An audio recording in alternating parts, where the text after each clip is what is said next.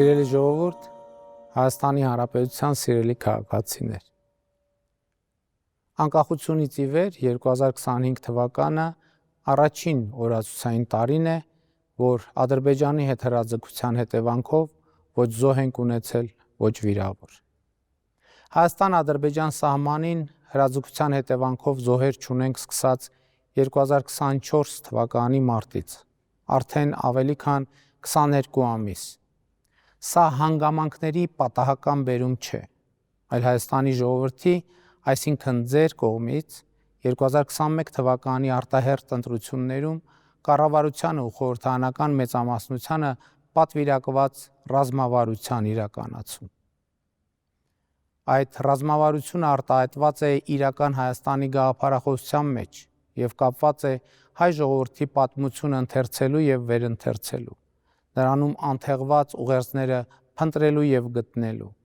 այդ ուղերձները իրական կյանքի կիրառելի գիտելիք դարձնելու մեր նորահայտ գործելակերպի հետ։ Մեզ մեղադրում էին այդ պատմությունը փոխելու դավադրության մեջ, մինչդեռ մեր նպատակը Հայաստանի ոչ թե արդեն տեղի ունեցած, այլ տեղի ունենալիք պատմությունը փոխելն էր։ Մեր նպատակը ի վերջո նահատակ ժողովրդի մեզ արտապատվիրակված դերակատարումը հաղթահարելն էր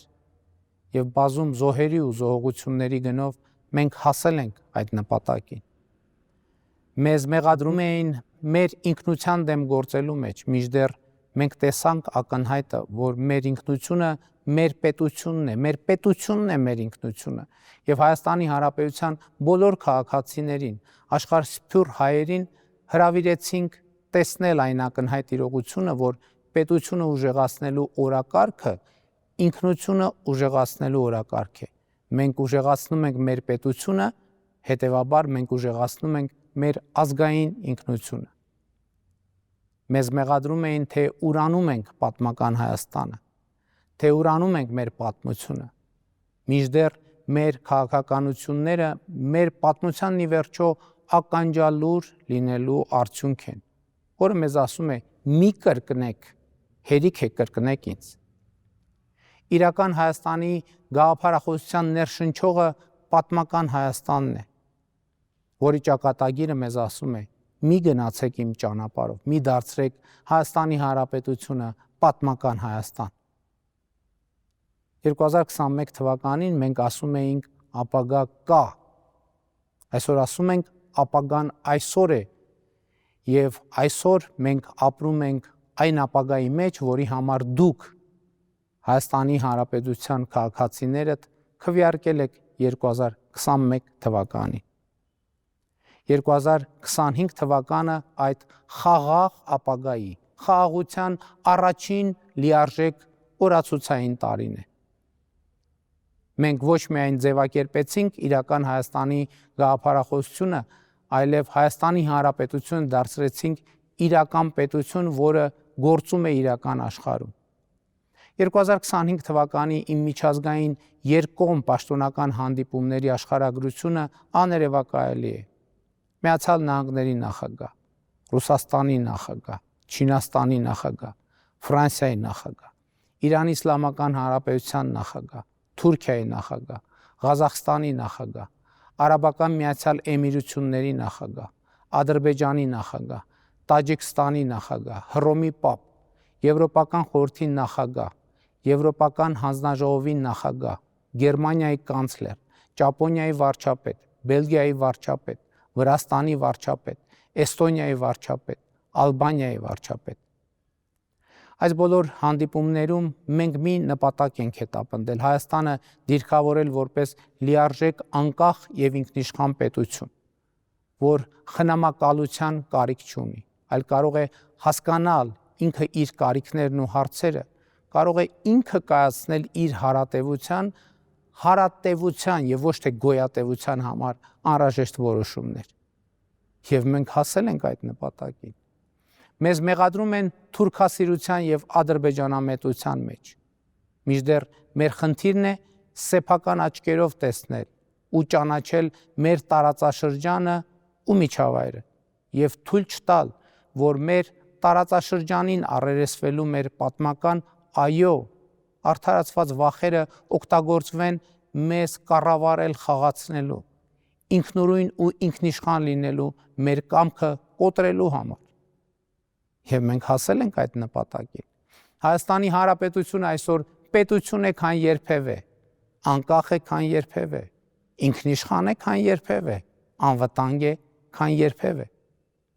Դարակազմիկ փոփոխություններ են տեղի ունենում մեր տարածաշրջանում։ Անկախությունից ի վեր առաջին անգամ Ադրբեջանի տարածքով գնացքները բեռներ են բերում Հայաստանի Հանրապետություն։ Ադրբեջանի հետ երկկողմ առևտրի առաջին նշաններն են ի հայտ գալիս։ Ապրանքի ձեռքբերման առաջին խոշոր դեպքերն են արձանագրվել։ Սա գրվող պատմություն է մի նոր, եւ սա խաղաղության պատմություն է։ Այդ պատմության առաջին արարի կուլմինացիան Հայաստանի եւ Ադրբեջանի միջև խաղաղության հաստատումն էր։ 2025 թվականի օգոստոսի 8-ին Միացյալ Նահանգների նախագահ Դոնալդ Թրամփի նախաձեռնությամբ Սպիտակ տանը հրավիրված գագաթնաժողովում Ադրբեջանի նախագահի հետ հռչակագիր ընդունեցին, որը որպես վկա ստորագրեց նաև նախագահ Թրամփը։ Մեր ներկայությամբ երկու երկրների արտաքին գործերի նախարարները նախաստորագրեցին Հայաստանի եւ Ադրբեջանի միջև խաղաղություն եւ միջպետական հարաբերություններ հաստատելու մասին համաձայնագիրը, որի տեքստի համաձայնեցման մասին մենք եւ պաշտոնական Բաքուն հայտարարել ենք դեռ 2025 թվականի մարտին։ Դրանից առաջ 2024 թվականի օգոստոս-հոկտեմբերին երկու երկրների փոխվարչապետների կողմից Հայաստանի եւ Ադրբեջանի սահմանազատման հանձնաժողովների համատեղ գործունեության կանոնակարգը ստորագրվեց, որը երկու երկրներում հետագայում վավերացվեց, ստանալով իրավական բարձրագույն ուժ։ Սա Հայաստանի եւ Ադրբեջանի միջև երկկողմ ձևաչափում ստորագրված եւ վավերացված առաջին փաստաթուղթն է, որը իրականում խաղաղության անկյունակար է։ Այդ փաստաթղթում 1991 թվականի Ալմատայի հռչակագիրը ամրագրվում է որպես երկու երկրների միջև պետական սահմանի սահմանազատման բազային սկզբունք։ Սա է իրական խաղաղության միակ բանաձևը։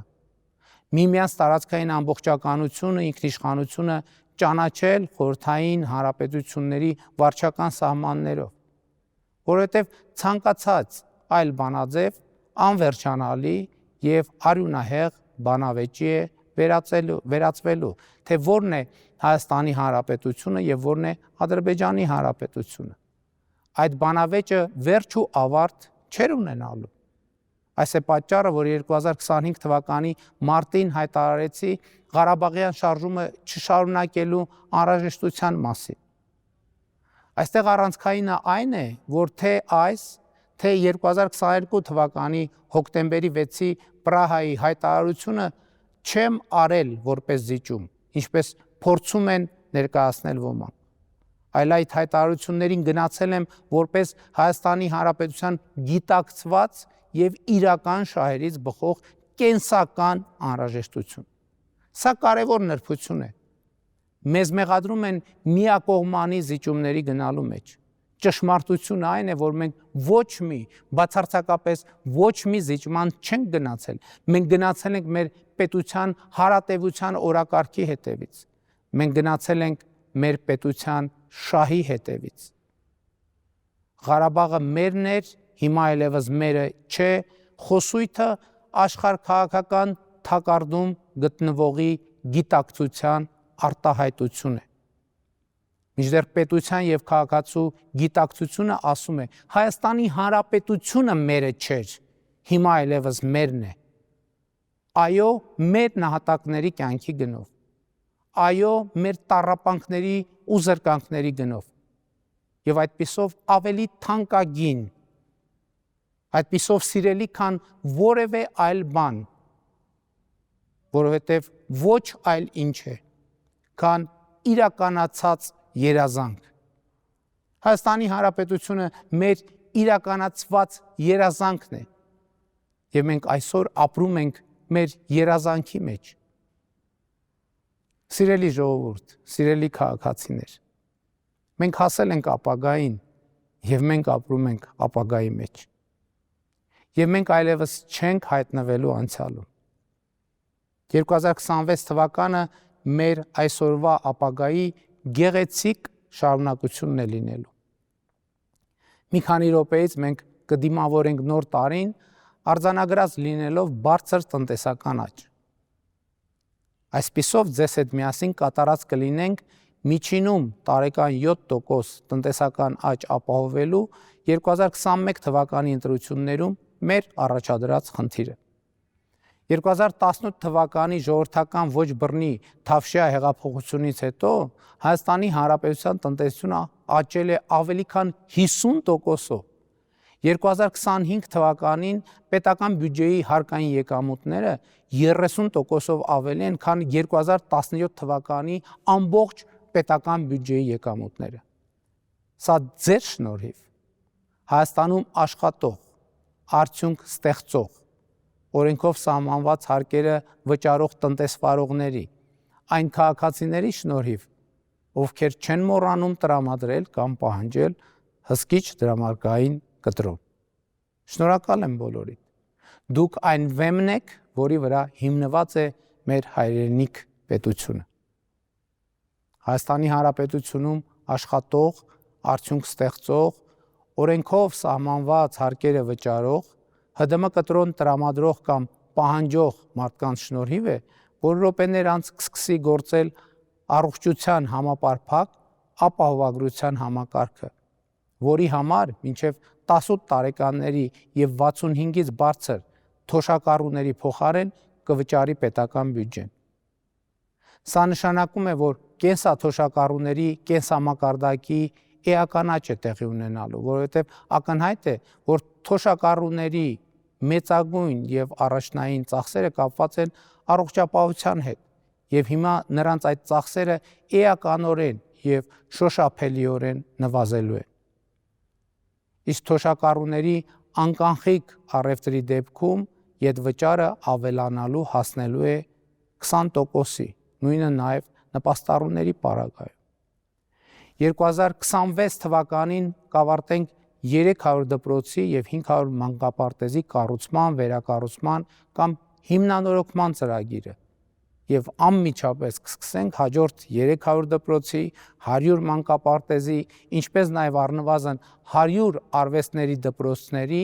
մարզադպրոցների, մարզական կենտրոնների կառուցման, վերակառուցման կամ հիմնանորոգման ծրագիրը։ Ակադեմիական քաղաքի մեգանախագիծը մտել է գործնական փուլ եւ ծրագրի իրագործման տեմպերը կմեծանան։ Ինչ ունեմ ասելու այն մարդկանց, ովքեր շարունակում են ապրել սոցիալական վատ պայմաններում։ Նրանց հարցի լուծման մեր ռազմավարությունը պարփակված է հանրահայտ հետևյալ ասույթի մեջ. եթե ուզում ես կերակրել մարդուն, ոչ թե ձուկ տուր նրան, այլ սովորեցրու ձուկ որսալ։ Աշխատունակ մարդը իր ապրուստը պետք է հոգա իր աշխատանքի միջոցով։ Եթե աշխատում ու չի կարողանում իր ապրուստը հոգալ, ուրեմն աշխատանքը բավարար չափով արդյունավետ չէ եւ մենք մարդուն պետք է աջակցենք, օգնենք, որպես աշխատող իր արդյունավետությունը բարձրացնելու, արդյունավետ աշխատելու համար անհրաժեշտ հմտություններ ձեռք բերելու հարցում, եւ սա նույնպես կրթության ու կրթական ճանապարհ է։ Ցանկացած ոլորտի, ցանկացած հարցի վերաբերյալ կառավարությունը ունի 3 լուծում։ Առաջինը կրթություն, երկրորդը կրթություն, երրորդը կրթություն։ Կրթությունը մեզ համար պետք է դառնա եւ դառնում է ազգային կենսակերպ ու մտածելակերպ,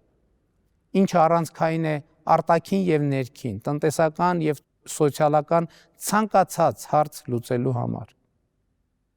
Այս ռազմավարության շնորհիվ այսօր Հայաստանում 700,000 դրամ եւ ավելի վարձատրություն ստացող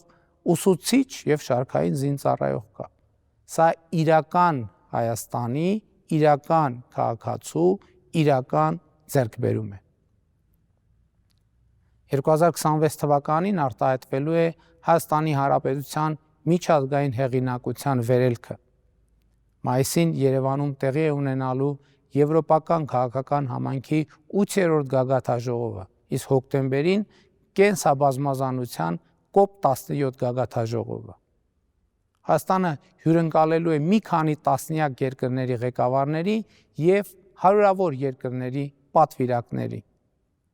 2026 թվականը տնտեսական ու ներդրումային մեծ աշխուժություն է խոստանում,